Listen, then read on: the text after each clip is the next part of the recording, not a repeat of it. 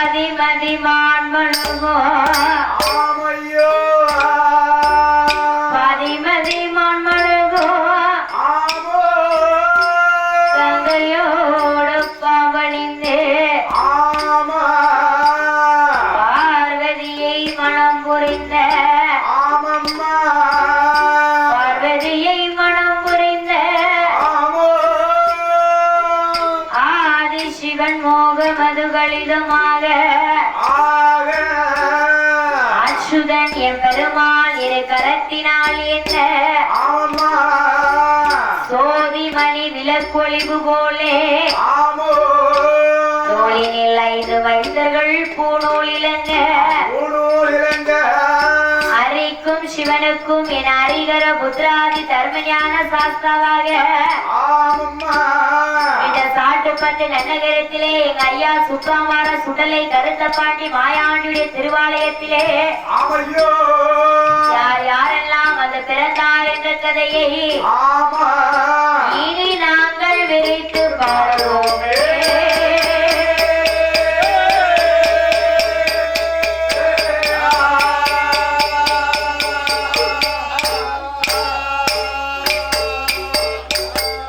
தானாகிய பொண்ணு வள்ளி கைலாசத்தில்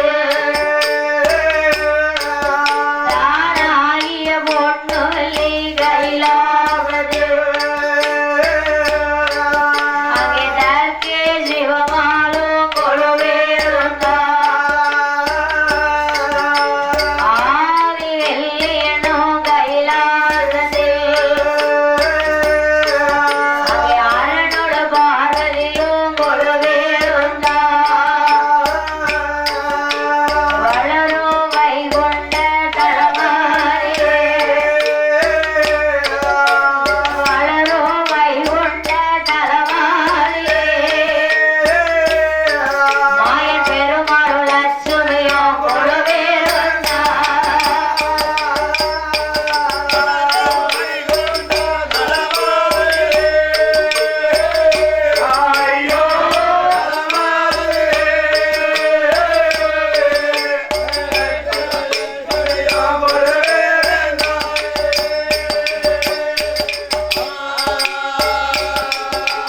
சக்தி லோகமெனும் பிரபலோகத்து அங்கே சதிர்முகன் சரஸ்வதியும் கொழுவேறுந்தார் அகத்தீசரோடு புலத்தீசரா அழகு கலை கோட்டுமாவும்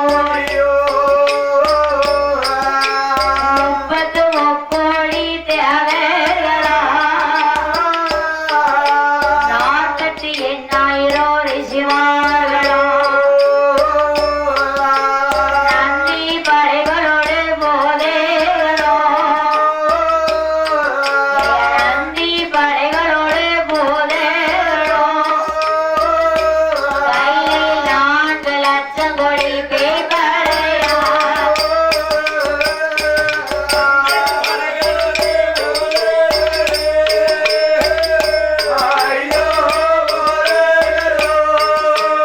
கையில் 4 லட்சம் கோடி பேய்படையா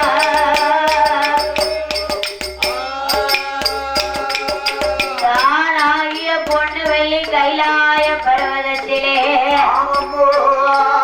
ஈசன் சங்கரன் சதாசிவன் விமலன் விருதனன் இறையவன் அடியவர்க்கிலேயுமே சக்கா வர்ணன் என்றும் காலகாலன் கால சந்திரசூட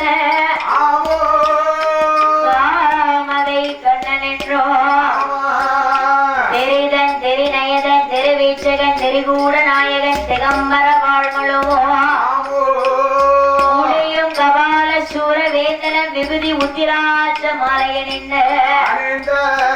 புலித்தோளுடைய யானை தோல் போர்வையணிந்த சாட்சாதி சிவபெருமானோடு என் சக்தியாகிய உமா மகேஸ்வரியானவளும் இன்னும் அந்த கையிலே யார் யாரெல்லாம் பொழுதிருந்து வருகிறார்களானா சுவாமி யானை மோகத்தொந்தே கணவரையோ யானை மோகத்தொந்தே கணவரையோ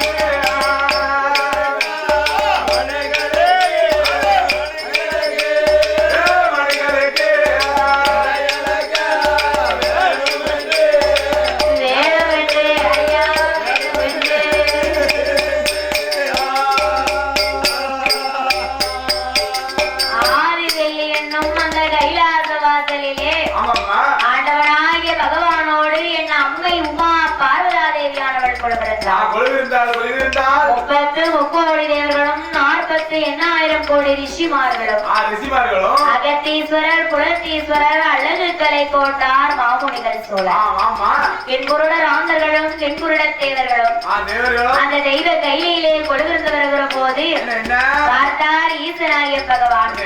இவர்களெல்லாம் நாமனை வழங்குவதால் அருளும் கிடையாது பொருளும் கிடையாது வேறு ஆனந்தமும் கிடையாது. செத்து பிழைக்கும் சிவராஜிகள் சிவனை வழங்க வேண்டும் என்று ஈசனாகிய பகவான் 14 புவனங்களை படைத்தார். அதில் முக்கியமான மூவுலகங்களை படைத்தார். அதலை என்றும் சுதலை என்றும் ஆதி பாதாளத்தை படைத்தார் ஆண்டவன் பகவான். அந்த பாதாள உலகத்திலே அரங்க அசுரர்கள் வாழ்ந்து வருகிறார்கள். என் குருட ராந்தர்கள் தென்குருட தேவர்கள் எல்லாம் தெய்வ கையிலே கொள்வதற்க அதலை என்றும் சுதலை என்றும் ஆதி பாதாளத்தை படைத்தார். அதலை என்றால் எதுனே? அதலை என்றால் என்ன உலகம்? அதுதான் ஆகாயம். ஆமா. சுதலை என்றால் நாமல் வாழ்ந்து கொண்டிருக்கிறோமே இந்த மத்தியலோகம். ஆமா. ஆதி பாதாளம் என்று சொல்லப்படுகிறதே அங்கதான் அரங்க அசுரர்கள் வாழ்ந்து வருகிறார்கள். ஆமா.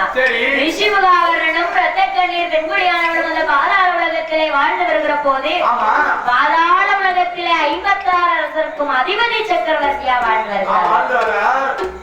வாழ்ந்து வரக்கூடிய இருவேருக்கும் ஏகபோகமான வசதி எக்கச்சக்கமான சொத்து சுகங்கள் நிறைந்திருக்கு. குழந்தை இல்லை என்று இருவேரும் ஆண்டவரை நினைத்து 12 வருட காலம் தவம் இருந்தார்கள். பகவானுடைய அருளாலே வல்லவர் சாபத்தினால் ஒரு அழகான ஆண் குழந்தை வந்து பிறந்தார். வல்லவர் சாபத்தினால் பிறந்ததனால் வல்லவன் என்றும் அரக்க அசுர குலத்திலே உதித்ததனால் அரக்கன் என்றும் இரண்டையும் இணைத்து வல்லரக்கன் என்ற பெயராமத்தை கொடுத்தார். பெயர் கொடுத்த அரக்கனை 6 வயது வரை அறிவோடு வளர்த்து வந்தார்கள்.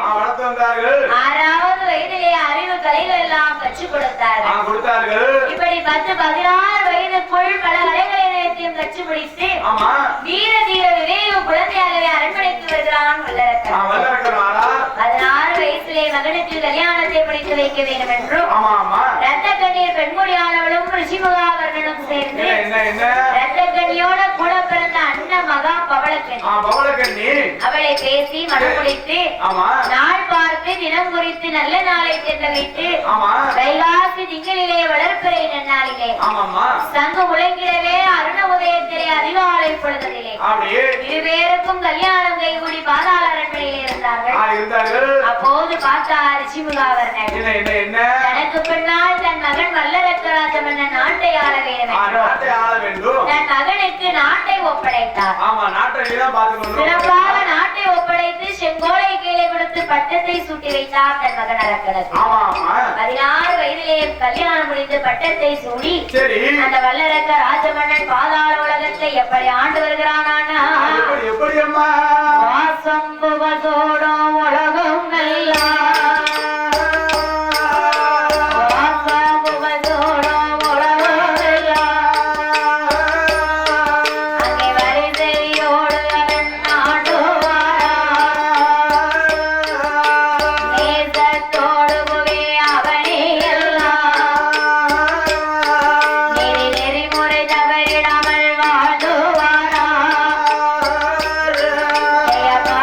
Mother,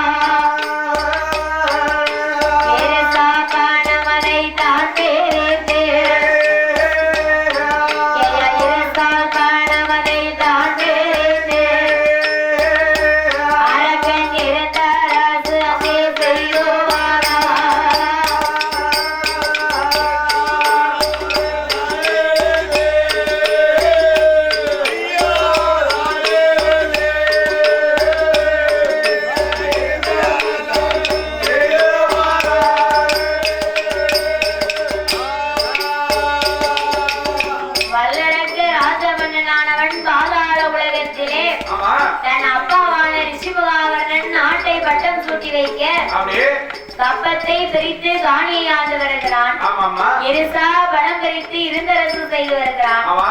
என்றைக்கு அவனுக்கு நாட்டை பட்டம் சூட்டி வைத்தார்களோ ஆமா அன்றையில் இருந்து 12 வருட காலமும் சிறப்போடு ஆட்சி செய்து வருகிறான் வல்லரக்கன். 12 வருடங்களா ஆட்சி செஞ்சு வரா. அப்படி 12 வருட காலமும் ஆண்டு வருகிற போது என்ன அன்றைக்கு அரக்கனுக்கு பட்டம் சூடும் போது ஆகாத காலம் அஷ்டமி நவமி. அஷ்டமி நவமி ஆகாத காலம். அஷ்டமி நவமியில தொட்டா துளங்காது தோட்டம் வச்சா காய்க்காது. காய்க்காது அதான் நல்ல நாள் பார்த்து வைக்கணும். எந்த ஒரு செயலை செய்தாலும் நல்ல நாள் பார்த்து நல்ல நாளை பார்த்துதான் அதை ஆரம்பிக்க வேண்டும். ஆமா இந்த காரியம் பார்த்தா நல்ல நாள் பார்த்தாலும் நல்லா இருக்கும். சும்மா எடுத்தோம் கௌதம்னு செய்ய முடியுமா? எதையும் முடியாதம்மா முடியாது.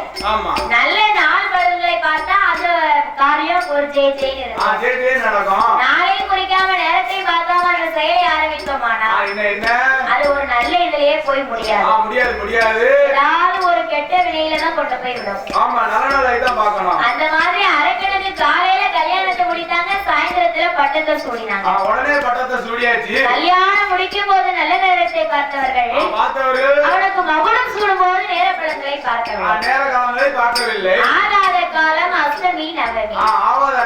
அந்த அஷ்டமி நவமியில அவனுக்கு பட்டத்தை சூடினார்கள்ல 12 வருஷமும் நல்லா தான் ஆண்டு வந்தான். 12 வருட காலம் முடிந்து அரக்கனுடைய ஆட்சியிலே எப்படி இருக்கிறதானா சனிய வந்து பிடிக்க போறான். சனிய வந்து பிடிக்க போறான். அரக்கனோட ஆட்சியில சங்கடங்கள் அடைய போறான். அவனுக்கு 7 நாட்டம் வந்து இருந்தடத்தை கிடப்ப போறான்.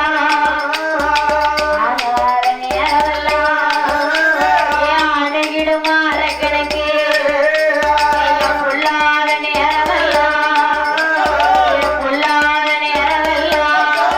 அவனுக்கு சொல்லாத வருமுறையா.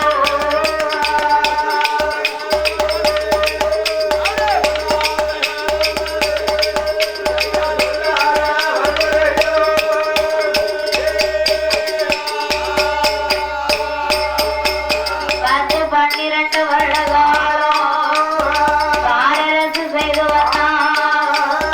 12 வருடத்தப்பா அரக்கனோட ஆட்சியில மர பொழியறைய மரவிழந்து காய்களைய மழ பொழியறைய சம்பா விளையறைய பருவமழை பொழியறைய அரக்கனோட ஆட்சியில பயிற்சியளித்து வளரைய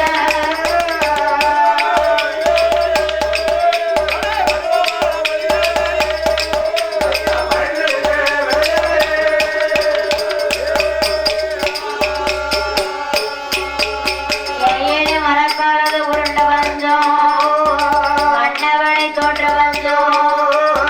பக்காவது உருண்ட வந்தோம்.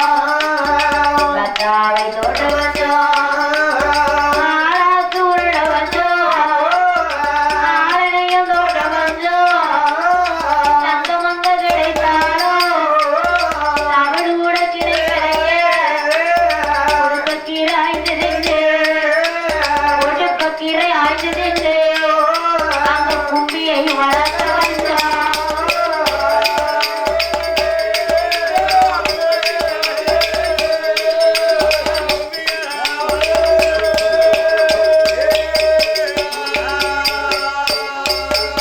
கையில தவற கீரை ஆய்ந்து தின்று தன்னை இரவளத்த வந்தோம். அரக்கனோட ஆட்சியில தண்ணி கிடைக்காம கொந்தளித்து அலைவாராம். உணவு கிடைக்காம உணவு கிடைக்காம மக்கள் உரை விட்டு அழைக்க வந்தோம்.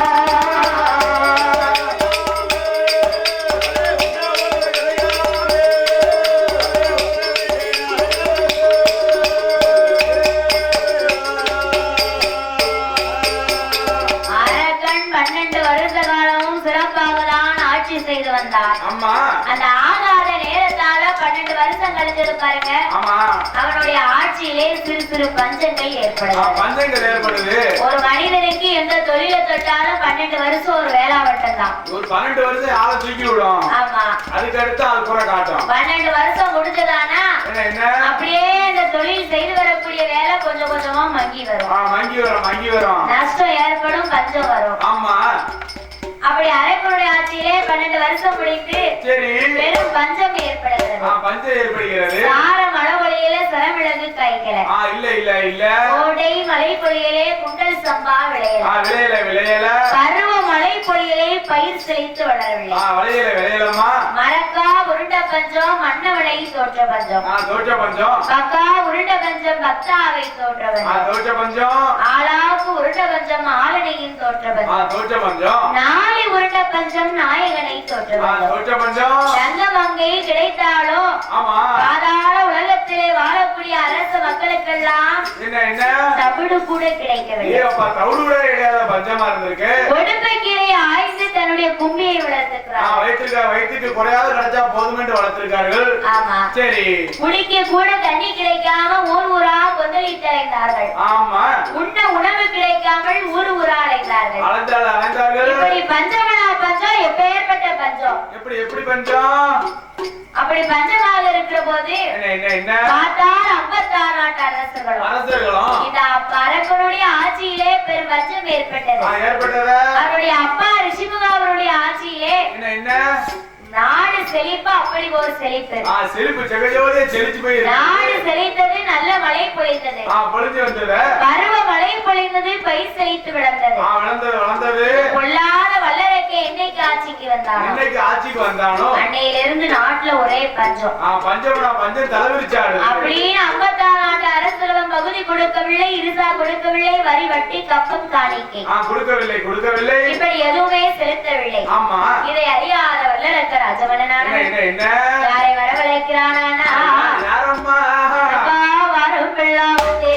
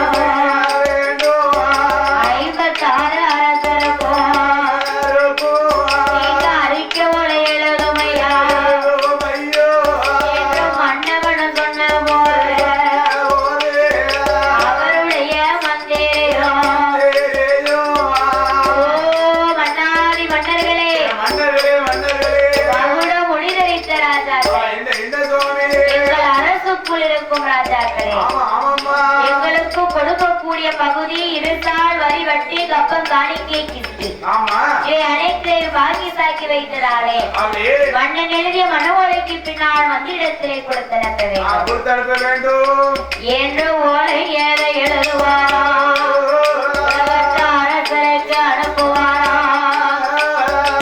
ஓலை கண்ட அரசரெல்லாம்